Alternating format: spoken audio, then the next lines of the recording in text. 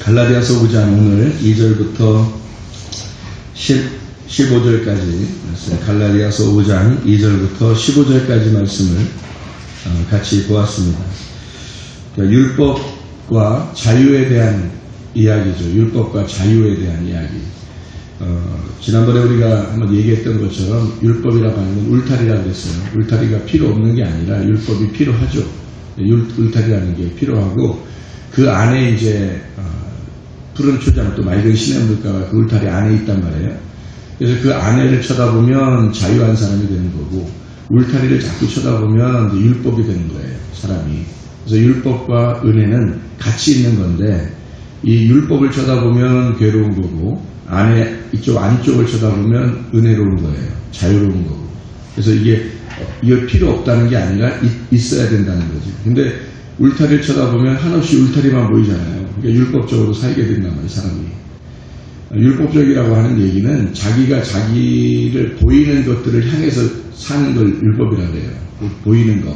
그러니까 보이는 게 자기 얘기죠. 남편, 아내, 보이는 거, 자녀, 또 돈, 자기가 하고 싶은 일들, 소원, 이런 거 있잖아요. 그런 것들을 이루려고 하다 보니까 그런 걸 자꾸 이루려니까 하나님이 거기에 맞춰야 된다는 거죠. 자기에게 맞춰야 되는 거죠. 그래서 자기에게 맞춘 하나님이 자유롭지 않죠. 그러면 하나님에게 우리가 맞추면 자유로운데 우리에게 하나님을 맞추려고 그러면 우리에게 한계가 생긴단 말이에요. 이렇게 제한적인 나에게 하나님을 맞추려고 하니까 이게 답답해지는 거죠. 두렵고. 그런데 하나님에게 나를 맞추면 그러면 하나님은 한없이 넓으신 분이잖아요. 그러니까 울타리하고 그 안에를 얘기하니까 어떤 사람이 이렇게 생각할 수도 있어요. 그 안에 울타리를 이렇게 보면은 그래 울타리가 이렇게 보면 밖에 이렇게 보이잖아요. 근데 이 안쪽을 보면은 얼마나 되겠어요. 우리가 이제 상상을 하죠. 이제 영화 같은 데 보면 이렇게 울타리를 쳐놓고 그 안에 이렇게 있으면 안에를 쳐다보면 작게 보일 수도 있잖아요. 근데 이 울타리 안에의 푸른 초장과 맑은 시냇물가가 누구를 말하는 거였어요? 여호와는 나의 목자시니 내가 부족함이 없으리라. 그가 나를 푸른 초장에 넣으시며 쉴만한 물가로 인도하시는도다 할 때 그 안에 그런 푸른 초장과 맑은 시냇물가가 있다면 그 안에 있는 게 얼마나 크기가 되겠어요? 그리스도가. 울타리를 생각하고 그 안에를 요만큼 영화처럼 생각하니까 그런 거지 그 안에를 쳐다보는 것도 어마어마하게 넓은 거예요. 우리가 평생을 누려도 남는 거예요.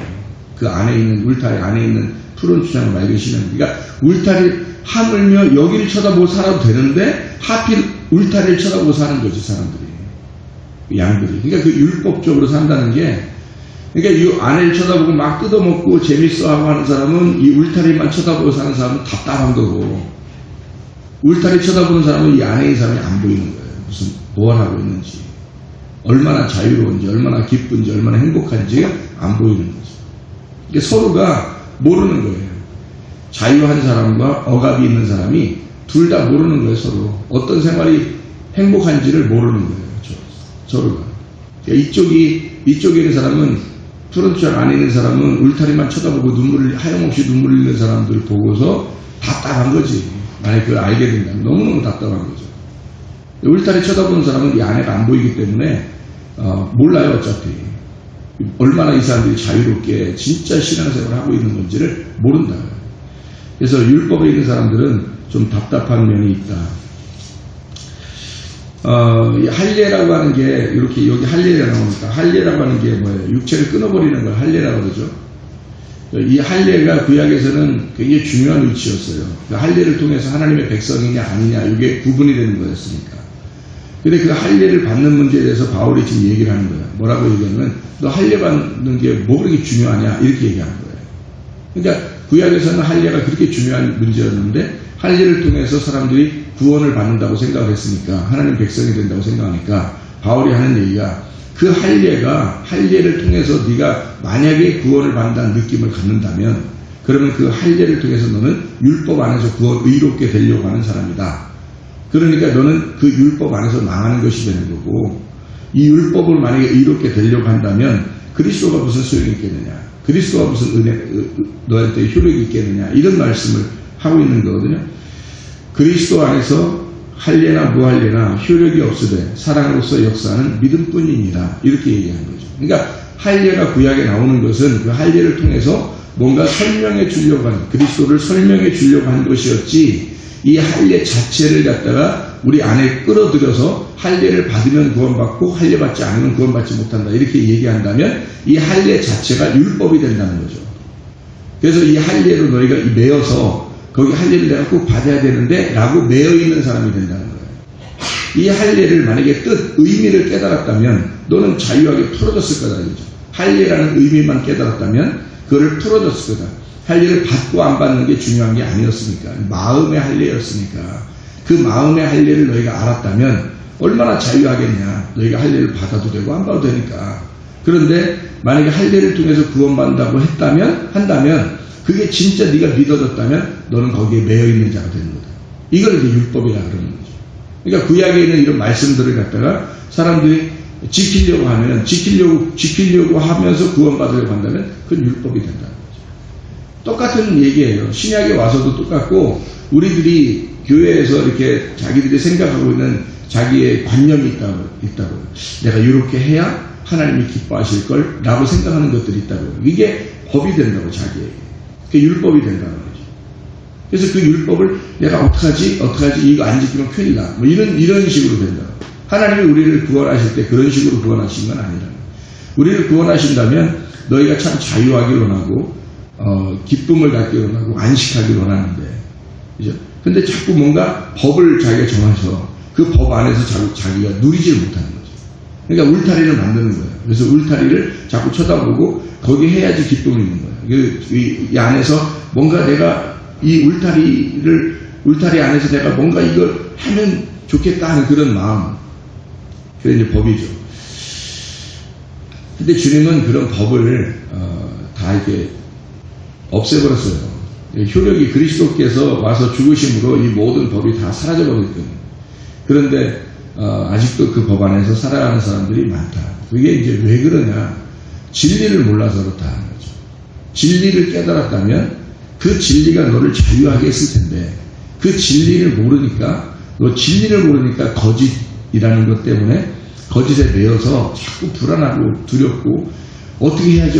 그래서 우리가 진리를 배우려고 나오는 거예요. 진리가 뭐냐 도대체.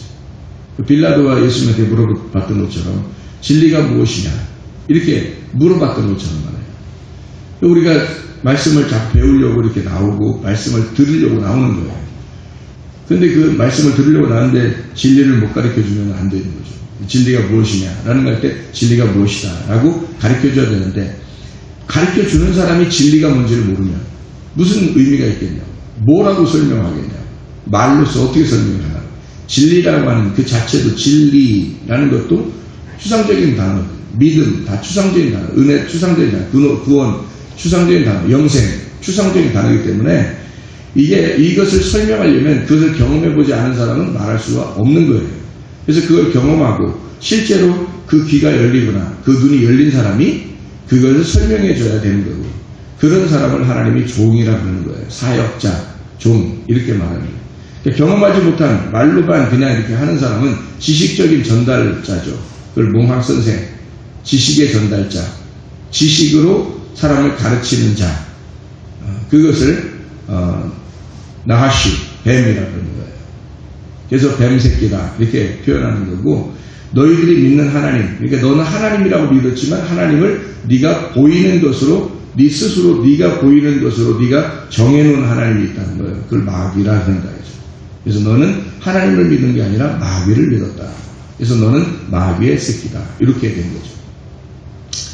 진짜 하나님을 만난 사람들은요, 자유하게 되고 이 자유가 무엇인지를 자기는 알아요. 말로는 설명하기에 이게 말이라고 하는 게 이렇게 성경책을 이렇게 두껍게 써놔도 사람들이 이것을 글자로 보면 이해가 안 되듯이 말로 설명을 해도 이해가 안 돼요. 근데 자기 본인은 알아요. 그래서 그 본인이 아는 것을 최대한 하나님의 마음을 설명하려고 한다고요. 그렇겠죠? 그럼 하나님 마음을 설명해서 진짜 그럴 것 같아 하는 어떤 이해가 온다고요. 이게 지식이 아니라 자기가 경험한 걸 그대로 얘기하니까 그래서 그 자체도 이것도 완전하냐? 아니라는 거죠. 이 말하는 그 자체도 이게 머리로 얘기하는 거하고 마음으로 얘기하는 거하고 좀 틀리겠죠. 그래서 스승이라는 말이 있고 아비라는 말이 있단 말이에요. 그래서 1만 명의 스승이 있는데 한 명의 아비가 없다. 그래서 바울이 자기는 아비라고 해요. 왜 아비라고 그러겠어요? 생명으로 너희를 낳았다. 생명으로. 그러니까 생명으로 너희를 낳았다. 그 말은 뭐를 낳았다는 거예요? 하나님의 아들을 낳았다. 그런 뜻이에요. 너희를 낳았다. 너희가 하나님의 아들인데 하나님의 아들을 낳았다 이거예요. 자기가. 그러니까 하나님의 아들을 낳았다. 왜? 하나님의 아들을 잉태해보니까 알겠던 거예요. 애기 중심이 돼버리는 거죠. 애기를 잉태하면 애기 중심이 돼버려요. 바뀌잖아요. 그래서 이 애기 중심으로 해서 이 애기 중심으로 살다가 보니까 이 애기가 나온 거예요. 그게 뭔가를 깨달은 거예요. 그게 너희들이다. 그게 뭐냐면 교회라는 것을 알았던 거예요. 바울이 처음에는 그 교회가 뭔지를 몰랐죠. 그래서 교회를 핍박하는 자였는데 교회를 핍박하다가 예수님 만나니까 예수님 뭐라고 네가 왜 나를 핍박하냐. 내가 당신 나는 교회를 핍박한 거지 당신이 누군지 모르잖아요. 그랬더니 예수님이 내가 교회야. 그렇게 말한 거죠. 그러니까 바울이 딱 깨달은 교회가 예수였구나. 이거를 알게 된 거죠. 그래서 거기서 깨닫고 난 다음에 교회를 바울만큼 자세하게 쓴 사람이 없어요. 교회의 빛을 가장 많이 본 사람, 이게 바울이에요. 그래서 바울 서신을 보면 다 교회에 대한 이야기를 쓰죠. 왜냐하면 교회를 깨달은 거거든요. 이 사람이 교회의 빛을 본 거예요. 그게 완성인 것을 본 거예요. 그래서 예수 그리스도가 하나님의 아들이 결국 교회라고 하는 것을, 그래서 교회를 이렇게 자꾸 자기 교회가 없이 이렇게 하면 이건 불행한 거예요. 이거. 자기들의 교회가 있는 거예요. 가정들도 자기 가정 있잖아요. 이렇게 옆집 아무데나 가서 아버지 내 딸아 내 아들아 이러지 않잖아요. 아무데나 옆집 가가지고 그러지 않잖아요. 내 가정이 있고 내 집이 있는 거예요. 그게 비밀이에요. 그게 내 남편이 있고 내 아내가 있는 거예요. 아무한테나 아내나 아무한테나 남편 이러지 않잖아요. 내 가정이 있는 거예요. 내 교회가 있는 거예요. 하나님은 그렇게 만들어놨어요, 우리를. 그래서 이곳저곳 이렇게 왔다 갔다 하는 게 아니에요, 사람이. 그러니까 그 진리가 무엇인지를 깨달아야 돼요. 그리고 그 진리 안에서 자기가 어떻게 살아야 되는지를 그게 분명히 발견되도록 하면, 만약에 그걸 만나게 하면은 그 진리를 들을 수 있도록 그걸 만나게 한다면 그건 축복받은 사람이에요. 그 진리를 못 깨닫고 아직도 헤매는 사람들이 많고, 그리고 진리가 없는 곳에서 예배드리는 사람들도 많아요. 불행한 사람들입니다. 하나님이 선택하지 않은 사람들. 하나님이 선택한 사람은요, 진리를 듣게 합니다. 진리가 있는 곳에 데리고 와요. 그리고 결국에는 진리를 깨닫도록 만들어요. 그래서 똑같은 성경을 가지고 가르치는데 바리새인들도 똑같은 성경 가지고 가르쳤어요. 사두개인들도 예수님도 똑같은 성경 가지고 가르치고요. 그런데 어떤 말씀은 누룩이 된다고요. 어떤 말씀은 진리가 무교병이 된다고요. 똑같은 말씀을 가지고도. 그래서 누룩이라고 하는 건 뭔가 섞인 거예요. 섞여 있는 걸 누룩이라고 해요. 그래서 누룩은 뭘 섞여가지고요. 이렇게 누룩이라는 건 교리거든요. 다른 교리예요.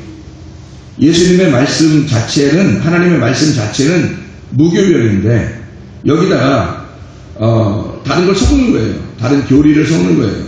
자기 걸 섞는 거지. 그러니까 하나님의 말씀이 돼야 되는데 내 말씀을 섞는 거예요. 그럼 이게 누룩이 들어온 거죠. 그럼 이 누룩이요 엄청 커져요. 부풀려진다고. 근데 누룩을 섞은 빵을 먹으면 맛있다고 해요. 그게 자기에게 딱 맞는 말씀을 해주니까, 자기가 원하는 말씀이 딱 정해져 있는데 그거가 딱 들어오는 거예요. 그러면 이제 누룩 섞인 말씀 계속 듣는 거죠. 근데 그렇게 듣는 사람은 그게 좋아가지고 다른 말씀이 잘 안 들려와. 그게 맛있으니까. 그 망하는 줄도 모르고 먹는 거예요. 근데 성경은 무교병이에요. 섞이지 않은 말씀이라고. 아무것도 안 섞인 떡이라고 이게. 그래서 이 말씀 자체에 의미가 있어서 할례라면 할례의 의미를 설명해주고 침례라면 침례의 의미를 설명해주는 거예요. 그래서 그 의미를 설명해주는 하나님의 의도 속에 있는 마음의 뜻을 설명해주고 끝이에요. 생활은 우리 자신이 하는 거예요. 말씀 자체의 진리만 끌어올려주고, 그리고 우리의 생활은 열매가 되는 거예요. 그 자체가. 무교병의 열매가 나오는 거죠. 근데 누룩이 섞인 떡을 먹는 사람은 누룩의 열매가 나와요. 달콤하죠. 부드럽죠. 자기 먹기 편하죠. 다른 사람에게도 권하기 좋죠. 먹어봐. 맛있어. 선악과입니다. 선악과 먹고 나니까 맛있으니까 옆에 사람 줘. 이거 먹고 죽어봐 해서 주는 게 아니라 먹고 맛있으니까 주는 거예요. 먹어봐 당신도. 이렇게 이거 먹어. 같이 먹고 죽죠. 하나님하고 떨어지는 거예요. 그러니까 그리스도 안에서 자기 자신이 그리스도가 필요해서 그리스도라는 무교병을 먹고 그대로 살아야 되는데 의미를 모르니까 그냥 껍데기를 가지고 자꾸 먹고 사는 거예요. 다른 교리를 갖다가 첨가시키는 거죠. 그러니까 사람들은 그걸 가지고 좋다, 내 거다, 저거 내 말씀이다, 참 좋은 말씀이다, 나에게 적용되는 말씀이다. 자기가 스스로 그 말씀을 적용해서 살려고 생각하진 않아요. 하나님의 말씀 이 자체의 액면 그대로 진리를 설명해 주면 그 말씀을 가지고 말씀을 자기 속에 그리스도를 집어넣고 그리스도를 살려고 해야 되는데 적용된 누룩을 갖다가 살려고 해요. 그러니까 자기도 누룩이 되어버리는 거죠. 결국은 누룩이라는 건 말이에요. 말. 교리, 내 말, 자기가 섞인 말, 섞였다 이 말이에요. 섞임이라고 하는 거, 혼합되고 섞임이라는 게 뭐냐면 바벨입니다. 바벨. 이거는 무너져야 돼요. 그래서 무너뜨리는 거야, 바벨탑을. 하나님. 그래서 나누어버리는 거예요. 쫙 나누어버리는 거예요. 심판하는 거예요. 그 나누어서 심판하는 거, 그걸 구원이라 그러는 거예요. 내가 뭔가 섞여 있으니까, 섞여 있는 걸 잘라버리는 거예요. 섞여 있는 걸, 이렇게. 섞여 있는 걸 이렇게 구분해서 잘라버리는 거예요. 그거를 구원이라 그러는 거예요. 그래서 여기에 갈라디아서 5장에 19절부터 21절까지의 말씀을 보면 육체의 일은 분명하니 라고 되어 있어요. 육체의 일은 분명하니. 육체를 설명하잖아요. 그래서 육체는 뭐냐면 음행과 더러운 것과 호색과 우상숭배와 주술과 원수 맺는 것과 분쟁과 시기와 분냉과 당짓는 것과 분열함과 이단과 투기와 술취함과 방탕함과 또 그와 같은 것들이라. 전에 너희에게 경계한 것 같이 경계하는 이런 일을 하는 자들은 하나님의 나라를 유업으로 받지 못할 것이요 라고 되어 있고, 그러고 나서 바로 이어서 22, 23절에 성령의 열매가 나오죠. 사랑과 희락과 화평, 오래 참음과 자비와 양성과 충성과 온유와 절제가 되겠습니다. 9개 열매, 9개 성령의 열매를 통해서 10개를 완성하기 위해서 9개 열매를 너희가 추구해야 된다. 이렇게 살아야 된다. 라고 하는 얘기로 성령의 열매를 줬죠. 그 육체의 열매가 있으니까 성령의 열매를 이렇게 대칭으로 대비시켜 놓은 거예요. 육체의 열매하고 성령의 열매. 그러면 육체의 열매라고 하는 것이 내게 있다. 그럼 요거를 갖다 어떻게 해야 돼요? 끊어버려야 되겠죠. 끊어버리면 성령의 열매만 남는 거예요. 이 두 개가 같이 있는데 육체의 열매를 끊어내는 걸 심판이라고 그러고, 그러면 성령이 남는 걸 이게 구원이라고 그러는 거란 말이에요. 그래 너희가 잘라내면 심판이고 무너뜨리면 심판이고, 그것이 너에겐 구원이 찾아온다는 얘기예요. 무슨 말인지 알겠죠? 이게 무슨 말이에요? 할례가 그런 얘기입니다. 할례가 너에게 붙어있는 거예요. 이 붙어있는 육체를 끊어내라. 이게 할례예요. 이 할례, 육체의 일에 대한 이야기를 육체와 성령의 일에 대해서 구분하는 이 얘기를 할례라는 말로 쓴 거야. 이 앞에 구약이. 그거를 바울이 지금 설명하는 거예요. 할례라는 말이 나오잖아요. 오늘 본문의 말씀에 갈라디아서 5장 2절부터 15절까지 말씀에 할례에 대한 이야기를 하거든요. 그러니까 그 할례, 너희가 할례라는 단어 때문에 율법에 너희가 매여 있다면 할례 받아야지, 그거로 구원 받아야지 라고 그 생각을 하고 있다면 너는 그게 율법이 된다는 거죠. 그리스도가 무슨 효력이 있느냐. 그리스도는 뭘 설명해 주려고 할례라는 얘기를 이 성경에서 구약에서 했던 거다. 이 할례라고 하는 걸 통해서 끊어져야 할 것과 남겨야 될 것이 있다는 얘기예요. 그래서 끊어져야 할 것은 육체의 일이다. 남겨야 할 것은 성령의 일이다. 이걸 두 개를 구분하기 위해서 하나 끊어내고 하나는 남겨라. 그래서 끊어내는 심판이 곧 너에게 남아있는 구원이 될 것이다. 이것을 설명하려고 할례가 있다고 한다. 근데 너희들 할례를 가지고 자꾸 이야기를 한다. 그렇다면 나는 할례를 받지 않겠다. 그렇게 따지면 바울은 그런 얘기를 하는 거예요. 그런 식으로 너희가 얘기한다면 나는 차라리 할례 안 받겠다. 그래도 어떤 게 구원인지 나는 아니까. 나는 경험했으니까. 나는 주님 만났으니까.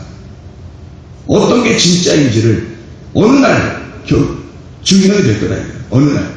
만약에 지금 이 땅에서 증명이 안 되더라도 죽을 때, 네가 죽을 때는 그게 어떤 게 진짜인지 네가 알게 될 거다. 이거지. 어떤 게 진짜인지. 아직도 여러분이 그리스도를 제대로 알지 못하면 그리스도의 진리라는 것을 여러분 배워야 되고, 그래서 말씀을 깨달아야 되는 거예요. 말씀을 자꾸 배워야 되는 거예요. 그래서 머리로만 배우라는 얘기 아니라 머리로 배웠으면 진짜 가슴으로 말씀을 깨달아야 된다는 거죠. 경험해야 되는 거예요. 실제로 자기 자신이 경험하지 않으면 안 되죠. 만약에 내가 경험했던 걸 얘기했어요. 이것도 율법이에요. 내가 경험한 지식을 가르쳐줬어요. 여러분이 진짜 경험하지 않으면 그게 율법이 되는 거죠. 그게 울타리를 쳐주는 거예요. 이런 게 있어. 그러니까 이게 진짜 당신이 말한 게 진짜야? 그러면 당신이 진짜 그 경험해봤어? 진짜 그것을 한번 살아봤어? 이렇게 보는 거예요. 듣는 거예요. 그게 율법이란 말이에요. 그 울타리를 쳐주는 거죠, 우리가. 근데 사람들은 그 울타리만 쳐다보는 거예요. 아, 저 목사님 경험해봤대. 저 목사님은 그렇게 해봤대. 저 목사님은 진짜인가 봐. 저 목사님은 지식으로 저렇게 아는 것 같아. 이렇게 그 울타리를 자꾸 쳐다보는 거예요. 하나님을 안 보고 하나님 그리스도를 경험한 그걸 딱 쳐줘가지고 여기 안에 쳐다보고 먹어야 돼. 너 그리스도를 먹어야 돼. 그리스도 먹어야 돼. 라고 울타리를 쳐줬더니 울타리를 쳐다보고 있네. 어쩌자는 거예요? 그럼 어쩌자는 거예요? 울타리는 역시 율법이란 말이에요. 그것도 울타리 쳐다보는 게 아니라 그리스도를 쳐다봐야 되는 거죠. 그래? 목사님이 얘기한 그 말씀이 그리스도야? 그럼 그 진리라는 얘기를 했어. 그럼 당신이 경험한 그 진리가 진짜 어떤 거야? 내가 그 진리를 한번 경험해보고 싶어. 막 매달리는 거죠. 하나님 앞에. 하나님 앞에 매달리는 거죠. 하나님 앞에 막 하나님을 못 살게 굴어버리는 거죠. 그렇게 해서라도 자기가 그 경험을 해야 되는데 자기가 하려고 하진 않고 그 경험한 거를 이야기를 듣고 그걸 따라가는 거예요. 그러면요 누군가에 또 매이는 거예요. 여러분. 그게 율법이에요. 여러분에게 부모님을 줬어요. 그랬더니 우리 부모님 그러면서 그리스도는 못 봐. 하나님 아버지를 못 봐. 남편을 줬어요. 아이고 내 남편, 우리 남편. 그러다가 그리스도를 못 봐요. 그리스도라는 신랑을 못 본다. 그러면 여러분은 그 율법이라는 남편, 그 율법이라는 이 아버지, 율법이라고 하는 자녀에게 매여서 그냥 살다가 어느 날 죽을 때 깨닫는 거예요. 죽을 때. 늦은 거예요. 늦었습니다. 사람들이 할례를 받고 할례 받는 게 구원일 거야 라고 막 할례를 받으면 나 구원 받았어 라고 계속 했는데 바울은 나 그렇다면 할례 안 받아! 그렇게 따지면 니네가 그런 식으로 믿는다면 난 할례 안 받고서라도 진짜 구원이 무엇인지를 나는 안다는 거죠. 그래서 그 진짜 구원은 할례 받는 거기에 있는 게 아니라 마음에 할례에 있었던 것이다 라고 하는 것을 설명하는 거예요. 바울이. 너희들은 거기에 매여 있는 거다 이거야. 그리스도는 그런 매여 있는 율법이 아니라 자유를 준 거야. 진짜 화목을 준 거야. 하나님하고 하나가 된 것을 준 거다. 근데 너희들이 그걸 통해서 진짜 하나님 됨을 살려고 그 율법을 통해서 하나님 됨을 살려고 그렇게 한 거라 이거죠. 다시 말하면 이런 거예요. 사람이 3일길을 가요. 3층천에 올라가죠. 그런데 이 3일길을 가면 예수 그리스도가 자기가 옛날 그 돌 성전이었고 그 예수 그리스도가 이 돌 성전으로 오셔서 자기가 무너지고 죽어야 돼요. 죽어서 너희들이라는 교회를 만들려고 한 거예요. 이게 완성이거든요. 그러면 돌성전이라는 자기를 무너뜨리는 걸 십자가에 매달려 죽음으로써 완성하는 거거든요. 십자가에 못 박혀 죽음으로써 완성했단 말은 다시는 너희들이 십자가를 못 박혀 죽지 말라고 죽으신 거 아니에요. 우리 보고. 너희들은 너희 자신의 십자가를 지고 따라오라는 말이 있어요.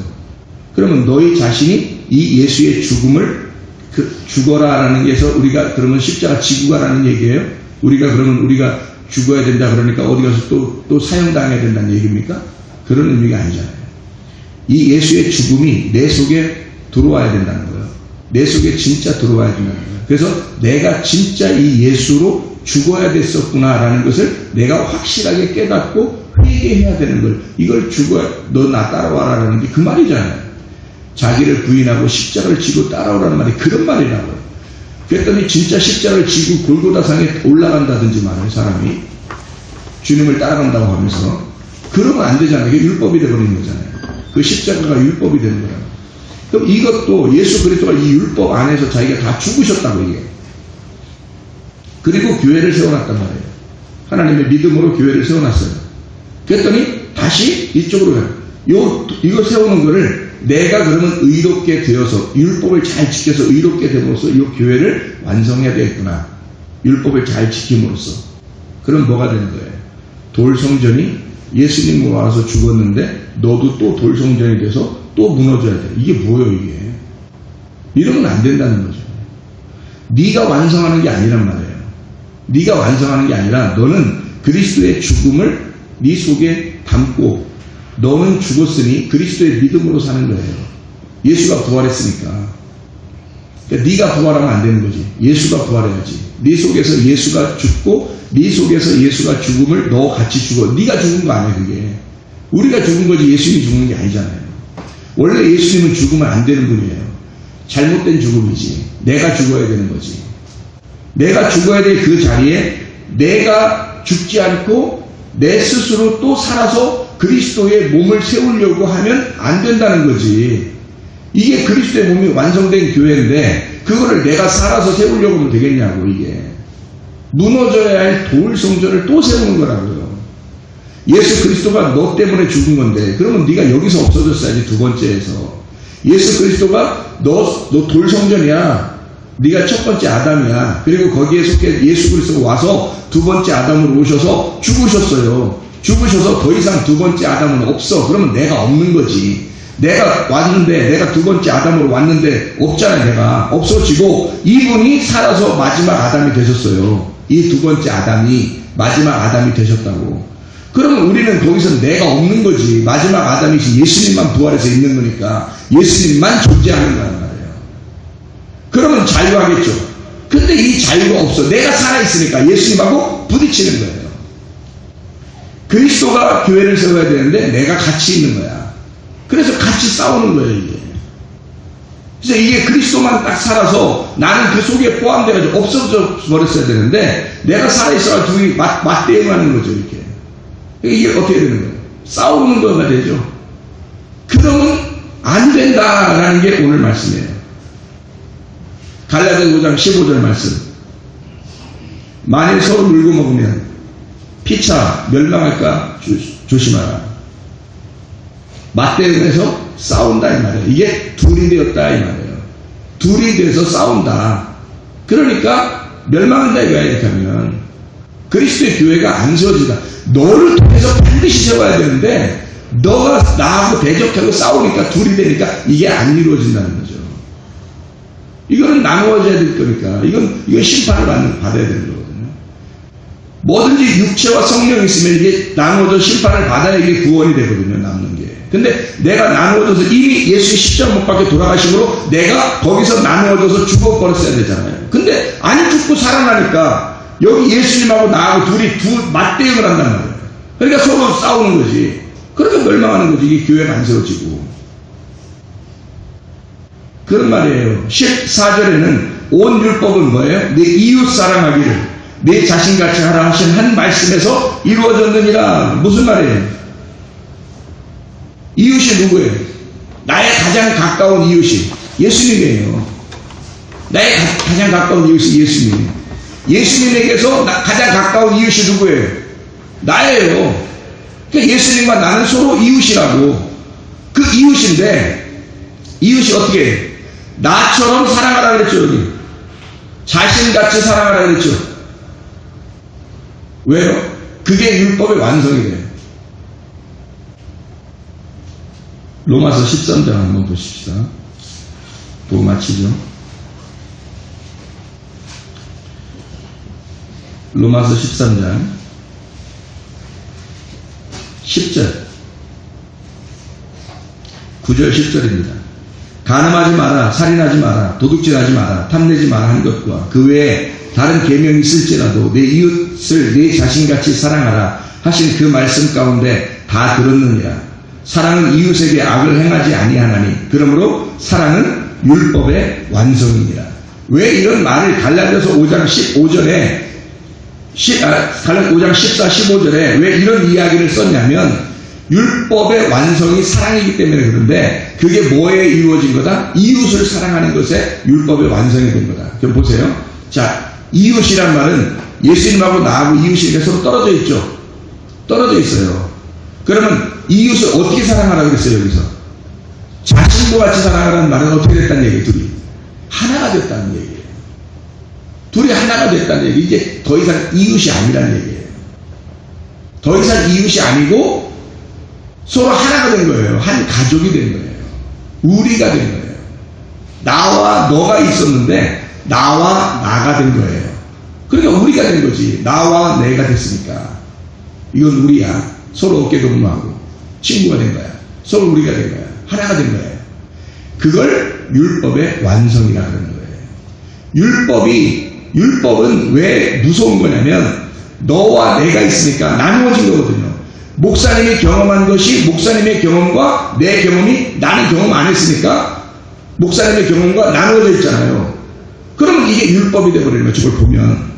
그 율법을 통해서 내가 빨리 저 경험이 나의 경험이 돼야 되는 거예요. 그죠? 나의 경험이 되면 저 말이 이 말이었구나 라는 걸 자기가 깨닫는 거죠. 그러니까 이건 서로 너와 내가 아니라 이것이 이 경험이 나의 경험이 됐으니까 하나의 경험이 된 거죠. 하나가 된 거지. 그러니까 설교할 때 목사님이 설교하면 아멘 다 이해가 돼. 그 말씀이 그 말씀이야. 맞아. 그 말씀이야. 맞아. 그 말씀이 그 말씀이네요. 그 말씀이 그런 말이 아니라 그 말씀이 그 말이야. 맞아. 내가 이 속에 경험해보니까 그 말이야. 아멘. 아멘이 저절로 나와. 아멘이 저절로 나와. 근데 경험이 안 되니까. 뭔 말이야 저게. 뭐가 중요하다는 거예요. 괴로워 죽었는데 그냥. 내 삶이 그냥 힘들어 죽었는데 그냥. 뭐가 저렇게 좋아가지고 자유하다고 그냥 저렇게 안식을 누린다고 그러고 맨 잔치한다고 그러고 맨 뭘 먹는다고 그러고 저렇게 살까.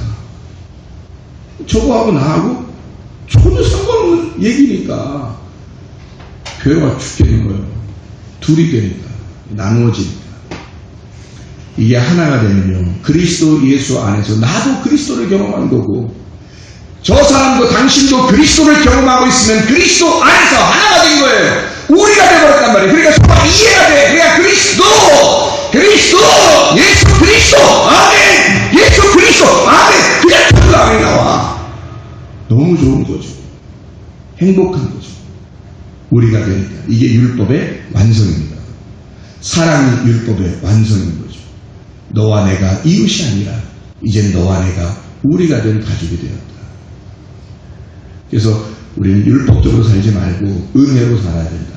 하나가 되어 살아야 된다. 그리스도 예수와 하나가 되면 이 말이 무엇인지 이해가 된다. 내가 그리스도의 교회를 세우는 것이 아니라 그리스도가 그리스도의 몸을 세우는 것이다. 그러니까 우리가 그리스도 안에서 우리 자신이 진리 가운데 죽으면 우리는 진리 안에서 구원하게 된다. 우리 자신이 없어지고 그리스도 예수의 믿음으로만 살아가게 되는 것입니다. 율법으로 살면 믿음의 의미가 없지만 믿음으로 살면 율법은 다 완성이 되어버리는 거죠. 기도하겠습니다.